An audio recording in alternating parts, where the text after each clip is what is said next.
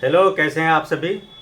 जैसा कि कल मैंने बोला था कि मैं हिंदी व्याकरण का समुचित वीडियो लेकर के आऊँगा। कल परिचयात्मक वीडियो डाला गया था। आज हिंदी वर्णमाला का जो है वीडियो हम लेकर के आए हैं। आइए देखते हैं।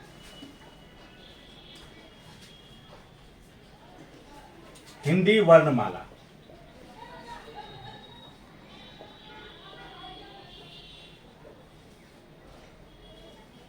हिंदी वर्णमाला के बारे में जानने से पहले कुछ चीज़ों पर हम ध्यान करते हैं।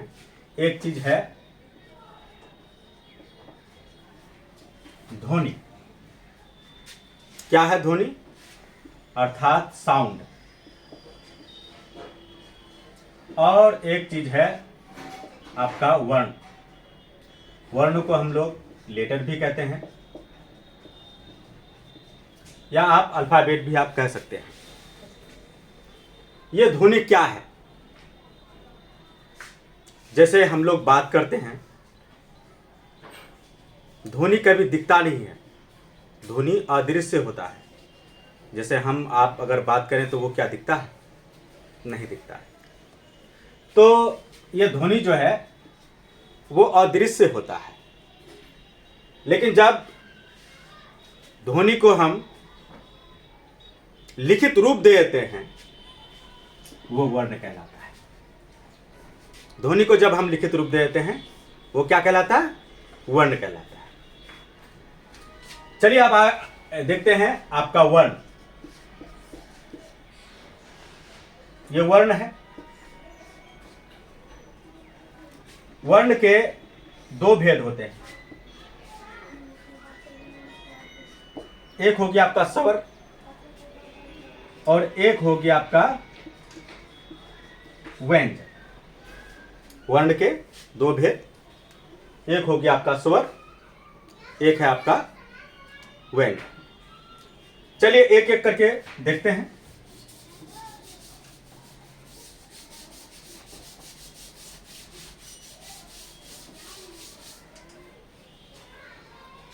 तो वर्ण के दो भेद बताए, एक स्वर और एक व्यंजन। चलिए स्वर के बारे में देखते हैं। यह स्वर है। स्वर जो है वह सहते उच्चारित वर्ण है, जो बिना किसी की सहायता से वो उच्चारित होता है। और वहीं अगर हम व्यंजन की बात करें, व्यंजन की, तो व्यंजन का जो उच्चारण होता है वो स्वर के बिना संभव नहीं है। जैसे आपको हम बताते हैं, जैसे स्वर में ले लेते हैं अ। अ है, सिंपल अ बोलते हैं। अ का उच्चारण में किसी का सहायता नहीं हुआ है, यह स्वतः उच्चारित वर्ण है। यही अगर हम व्यंजन में लेंगे क, तो आप जब क बोलिएगा तो देखिएगा, ध्यान दीजिएगा, क यानी अंत में आपका अ उच्चारित हो रहा है। अर्थात क का उच्चारण क प्लस अ के समुचित रूप से हुआ है। तो अब आपको समझ में आ गया स्वर और व्यंजन के बारे में। चलिए अब आज हम स्वर के बारे में चर्चा करेंगे, तो स्वर के प्रकारों के बारे में जानते हैं।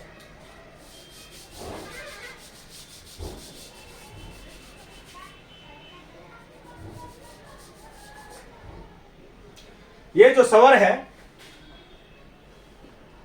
ये स्वर इनके दो प्रकार हैं। एक है ह्रस्व स्वर और एक है दीर्घ स्वर।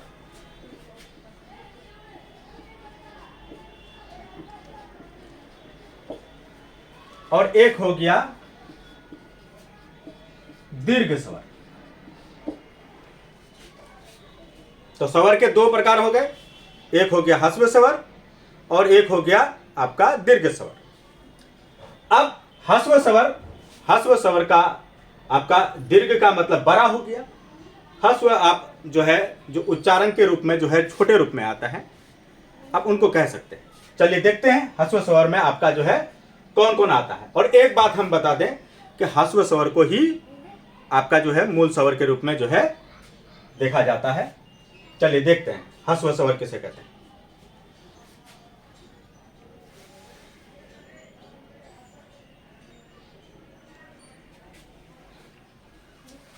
ह्रस्व स्वर में आपका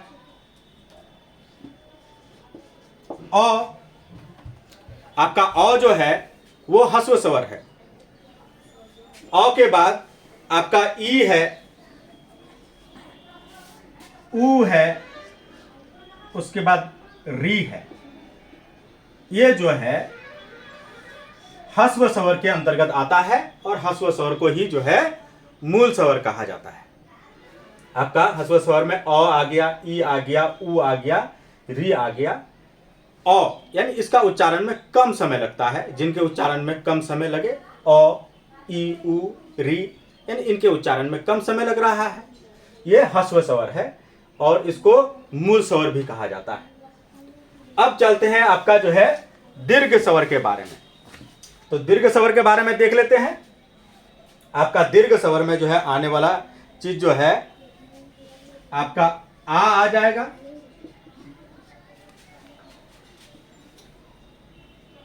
ई आ जाएगा, उसके बाद आपका जो है ऊ आ जाएगा, उसके बाद आपका ए आ जाएगा, ऐ आ जाएगा, उसके बाद ओ आ जाएगा, उसके बाद औ आ जाएगा। ये आपका जो है दीर्घ स्वर हो गया। ठीक है, अब देखिए ह्रस्व स्वर की संख्या कितने हैं।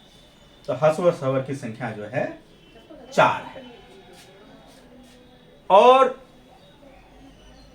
दीर्घ स्वर की संख्या कितनी है, 1 2 7 है।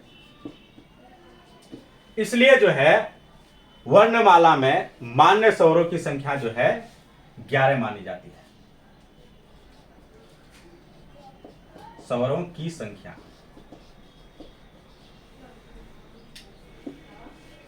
11 मानी जाती है। ठीक है, जब भी अगर आपसे सवाल पूछा जाए कि स्वरों की कितनी संख्या है तो आप 11 जो है आप जवाब दे सकते हैं। तो चलिए ह्रस्व स्वर के बारे में हम जान लिए, दीर्घ स्वर के बारे में जान लिए। अ, ई, ऊ, री को जो है ह्रस्व स्वर कहते हैं और इसी को मूल स्वर कहते हैं। आपको बोर्ड में सवाल पूछते समय ये ऑप्शन में दे दिया जाएगा, पूछा जाएगा कि निम्न में से कौन ह्रस्व स्वर है। आपका जो है आ दे देगा, औ दे देगा, ए दे देगा और उनमें से जो है ई दे देगा एक, है ना। उनमें से आपका जो है ई ऑप्शन जो है सही हो जाएगा। तो ये ह्रस्व स्वर हुआ। या मूल स्वर में भी उसी तरह का सवाल पूछा जा सकता है। संख्या के बारे में आपको पता चल गया कि स्वरों की संख्या 11 है। ह्रस्व स्वर के बारे में, इसकी संख्या के बारे में, दीर्घ स्वर के बारे में आपको मालूम हो गया। चलिए अब आगे बढ़ते हैं।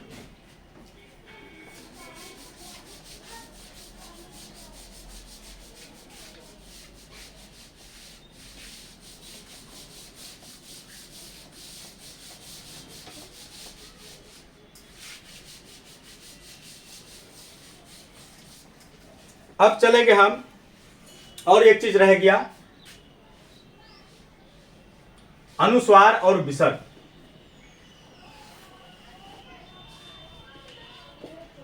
अनुस्वार जो है ये जो है इसको कहते हैं और आपका विसर्ग जो है ये है। और इन दोनों को जो है हम क्या कहते हैं, अयोगवाह कहते हैं। इनको क्या कहते हैं, इनको अयोगवाह कहा जाता है। जो अयोगवाह जो है तो ये ना स्वर है और ना व्यंजन है ना, लेकिन ये दोनों का काम करता है, स्वर का भी काम करता है और आपका जो है व्यंजन का भी काम करता है। तो ये आपका अयोगवाह हो गया। चलिए अयोगवाह के बारे में जान लिए। अब हम चलेंगे स्वरों के उच्चारण के बारे में, जो अक्सर जो है पूछा जाता है। चलिए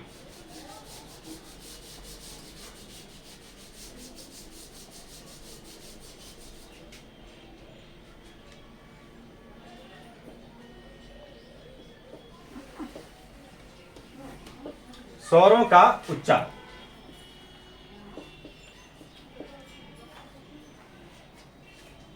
स्वरों का उच्चारण। तो देखते हैं, पहला क्या है, आपका कंठ जो यहां होता है। कंठ से किनका उच्चारण होता है? कंठ,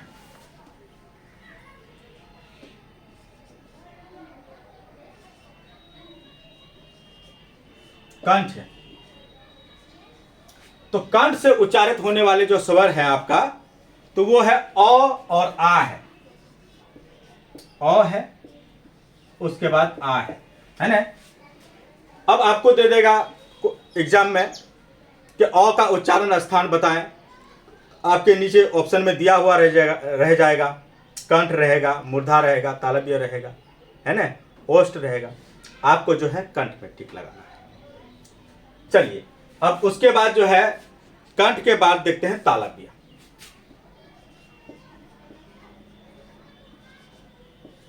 इसको हम कंठ, ये कंठ लिखे हैं, आप कंठ भी समझ सकते हैं। कंठ से ही कंठ आता है, तालु से ही तालव्य आया है। ठीक है, तालु से जिनका उच्चारण होता है तालु भी दिया रहेगा या कंठ भी दिया रहेगा, आप उस हिसाब से आप दे सकते हैं। चलिए, तालव्य से जो है किनका किनका उच्चारण होता है? तो तालव्य से आपका जो है उच्चारण ई, ई, ये आपका ई है और ये आपका ई है। इनका उच्चारण जो है आपका जो है तालव्य से होता है, इनका उच्चारण। अब आगे देखते हैं, आगे आपका है मूर्धा। तो मूर्धा से आपका जो है उच्चारण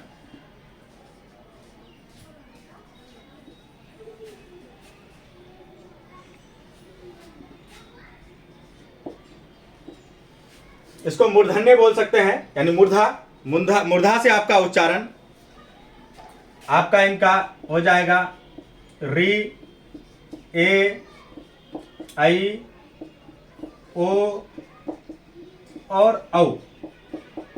ये इनका जो है उच्चारण जो होता है मूर्धा से होता है या मूर्धन्य से होता है।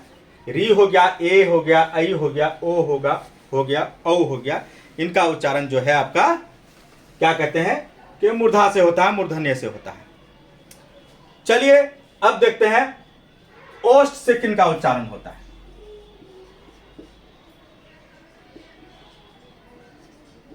यानी ओठ, यानी ओष्ठ आप कह सकते हैं, ओष्ठ से किनका किनका उच्चारण होता है। तो ओष्ठ से आपका उच्चारण ऊ है और ये ऊ है। तो ये आपका जो है उच्चारण स्थान हो गया। इनको आप लोग जो है देख लीजिएगा। और अक्सर ये पूछा जाने वाला सवाल इसमें बन जाता है कि अ दे देगा या ई का उच्चारण स्थान बताएं, या आपका आ का उच्चारण स्थान बताएं, या औ का उच्चारण स्थान बताएं, ए का उच्चारण स्थान बताएं। अक्सर इस तरह का सवाल 10th का बोर्ड एग्जाम में या 12th का बोर्ड एग्जाम में अक्सर देखा जाता है। तो ये सब आप देख लीजिएगा। तो चलिए, स्वरों का उच्चारण हम देख लीजिए, और कुछ थोड़ी सी बात है जो हम देख लेते हैं स्वर में।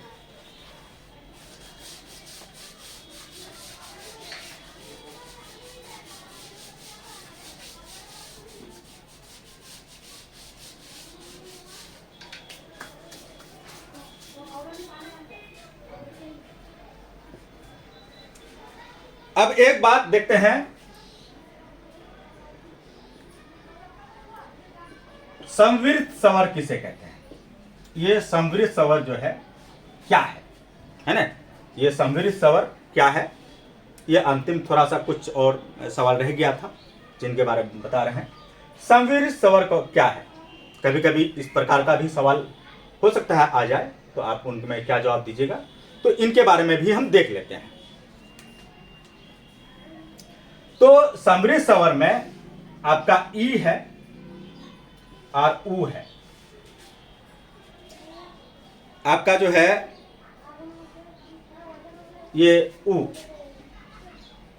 इसको जो है संवृत स्वर कहते हैं। ठीक है, अब संवृत स्वर है, आगे देखते हैं अर्ध संवृत स्वर।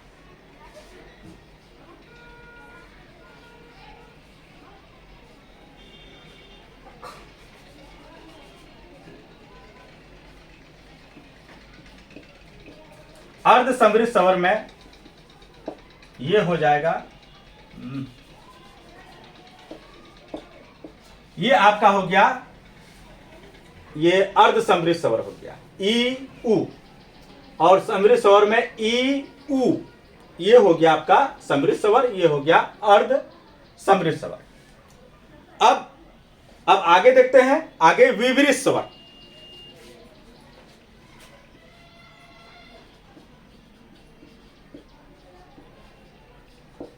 चलिए देखते हैं विवृत स्वर क्या है। तो ये आ, ए, उसके बाद औ, आपका आ, ए, औ, ये विवृत स्वर है। उसके बाद आगे देखते हैं अर्ध विवृत स्वर।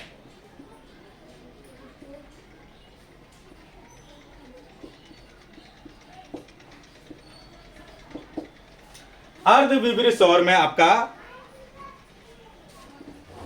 अ आ जाएगा, ए आ जाएगा, उसके बाद ओ आ जाएगा। ठीक है, तो समृद्ध स्वर हमने देख लिया, अर्ध समृद्ध स्वर हमने देख लिया, विवृत स्वर हमने देख लिया, अर्ध विवृत स्वर हमने देख लिया। आपको बता दें कि स्वर का जो उच्चारण होता है वो सौते होता है, स्वर सौते उच्चारित वर्ण है, इसके बारे में हम लोगों ने देख लिया। स्वर के कितने प्रकार हैं, है ना, दीर्घ स्वर, ह्रस्व स्वर हम लोगों ने देख लिया, ह्रस्व स्वर में कौन कौन आता है उनकी जानकारी हमें मिल गई। उसके बाद दीर्घ स्वर में कौन कौन आता है इसके बारे में हम लोगों को जानकारी मिल गई। उसके बाद आपका मूल स्वर, ह्रस्व स्वर को ही मूल स्वर कहा जाता है, ये भी आप लोगों को पता चल गया। उच्चारण के आधार पर भी आपको स्वरों की जानकारी प्राप्त हो गई। अब अंतिम कुछ पड़ाव था समृद्ध स्वर, अर्ध समृद्ध स्वर, विवृत स्वर, अर्ध विवृत स्वर, इसके बारे में भी आपको जानकारी मिल गई। और उम्मीद है कि इतनी जानकारी जो है स्वरों के लिए पर्याप्त है, और आप लोग जो है इनको देख लीजिएगा। चलिए फिर आगे नेक्स्ट क्लास में व्यंजन के बारे में हम चर्चा करेंगे, आप लोग इनको देख लीजिएगा। और चलिए आज तक का वीडियो यहीं तक के लिए रखते हैं। बहुत बहुत शुक्रिया, धन्यवाद।